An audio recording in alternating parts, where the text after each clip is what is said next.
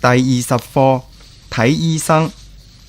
生詞：發冷、傷風、嘔、流鼻涕、打乞嗤、痰、鼻塞、作悶、冇胃口、唔消化、肚痛、肚屙、中風、呼吸困難、度血壓、照鏡、驗血、藥單、搽藥膏、滴眼藥水、針灸、登記、攞籌。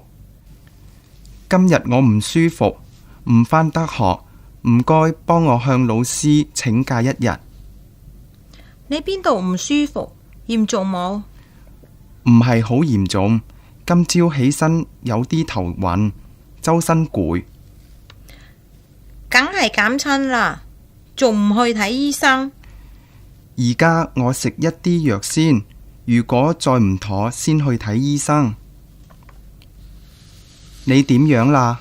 我覺得頭暈、咳，有啲喉嚨痛。幾日啦？琴日上晝仲好好地，夜晚就開始唔舒服啦。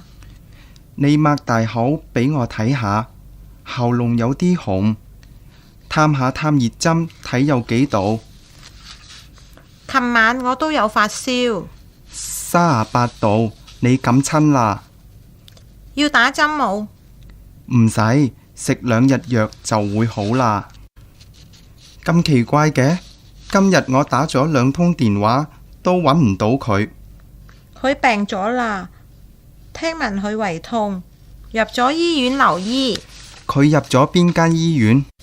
遠志坊醫院 B 區45號病房。今晚你得閒冇？我哋去探下佢好嗎？